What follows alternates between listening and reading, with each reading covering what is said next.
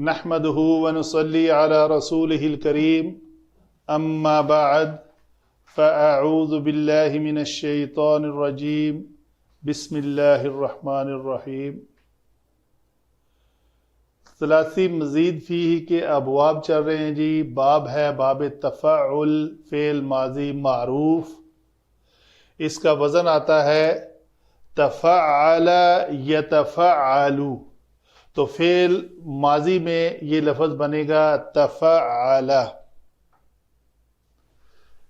تفعل، تفعلو، تو اس میں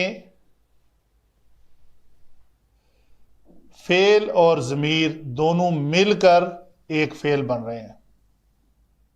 اس میں ضمیر بھی اس فعل کا حصہ ہی مانا جاتا ہے، اور اس کو علیحدہ اس لیے لکھا ہوا ہے تاکہ پہچان ہو جائے کہ اس کے اندر یہ ہوا ضمیر جو ہے وہ چھپی ہوئی تھی، اور اس کو ہم کہتے ہیں مستتر ہے، چھپی ہوئی ہے۔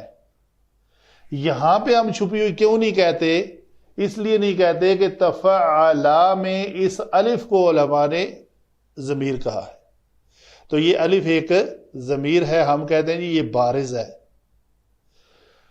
تو جب یہ چھپی ہوتی ہے تو اس کی جگہ پر کوئی ایک ظاہر اسم آ سکتا ہے، لیکن یہاں ظاہر اسم نہیں آ سکتا، یہ آلریڈی بارز ضمیر ہے۔ تفعلو میں یہ واو ضمیر ہے۔ مونس کے بارے میں بھی تفعلت، یہ ہے یہ ضمیر اس میں مستتر ہے، چھپی ہوئی ہے۔ تفعلتا، اس لام کے اوپر زبر آئے گی، یہ وزن ہے اس کا، تفعلتا، تو یہ تا جو ہے یہ ہے ضمیر۔ تفعلنا، تو یہ نون ضمیر ہے، یہ فعل ہے۔ اگر حاضر پہ جائیں تو تفعلت، یہ تا ضمیر ہے، یہ فعل ہے۔ تفعلتما، تفعلتم، تفعلتی، تفعلتما، تفعلتن، تفعلتو، تفعلنا، واحد متکلم کا اور جمع متکلم کا یہ صیغہ ہے۔ تو اس پہ مختلف الفاظ جو ہیں وہ مثال کے طور پر بھی آتے ہیں۔ مثلا یہ لفظ ہے ہمارا تفاعل، جو ایک اسم ہے،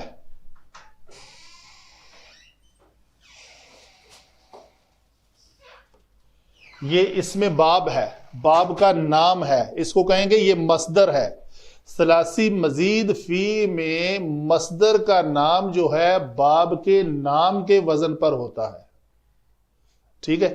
بڑی معروف آیت ہے، اکثر آپ دیکھتے ہوں گے لکھی ہوتی ہے محراب کے اوپر، قاف لام با اس کا مادہ ہے،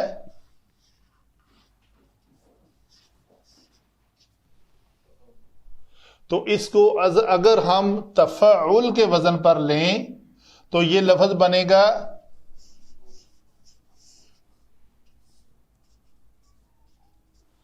تقلب، ایسے ہی ہے جی۔ تو اللہ تعالیٰ کا ارشاد مبارک ہے قد نرا، تقلب، با کے اوپر زبر آ جائے گی۔ کیسے؟ اس کو مفعول بنانا ہے، تو نرا میں ایک فاعل ہے اور ایک فعل ہے۔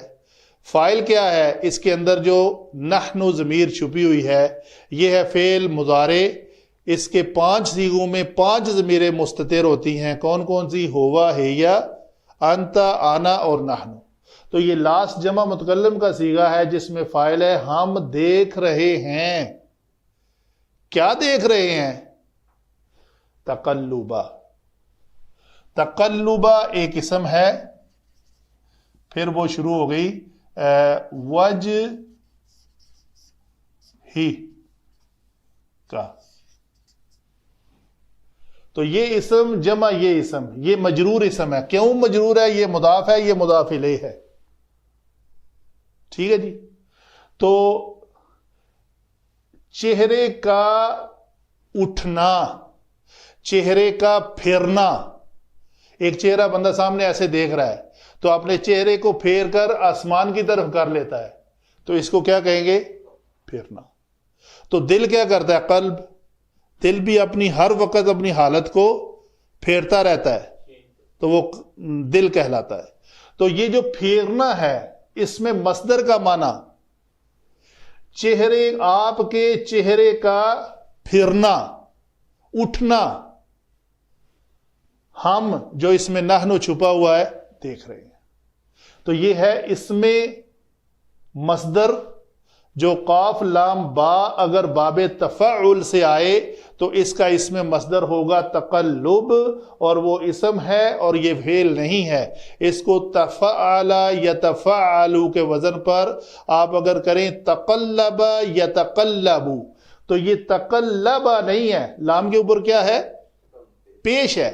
تو پیش ہمیں بتا رہی ہے یہ تقلبہ نہیں ہے، یہ تقلبہ ہے، اور یہ اسم ہے اور مصدر کا نام ہے. اسی طرح کی ایک اور آیت بھی ہے جو میں نے نوٹ کی ہے، وَلَا يَغُرَّنَّكَ لا يَغُرَّنَّكَ تَقَلُّبُ الَّذِينَ كَفَرُوا فِي الْبِلَادِ. سورہ آل عمران 196 آیت ہے. تو وہاں پہ بھی لفظ یہی تقلب استعمال ہوا ہے، تو لیکن حالت رفع میں ہے. وہاں پہ یہ لفظ اس شکل میں استعمال ہوا ہے، تقلب. وَلَا يَغُرَّنَّ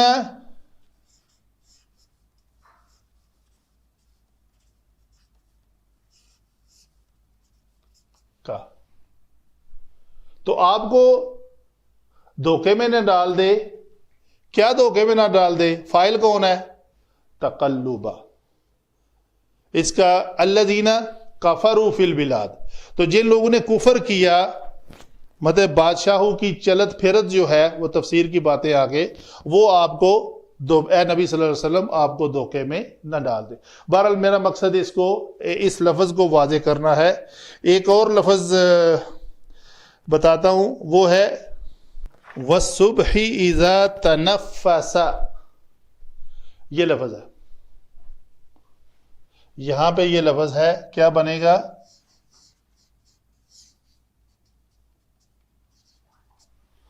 تفعل کے وزن پر تنفس، اور صبح کی جگہ اس نے سانس لیا، اور صبح کی قسم جب کہ اس نے سانس لیا.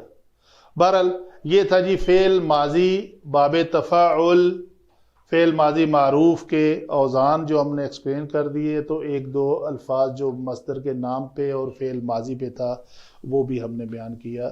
تو آگے چلتے ہیں فعل ماضی مجہول کی طرف. وما علینا الا البلاغ.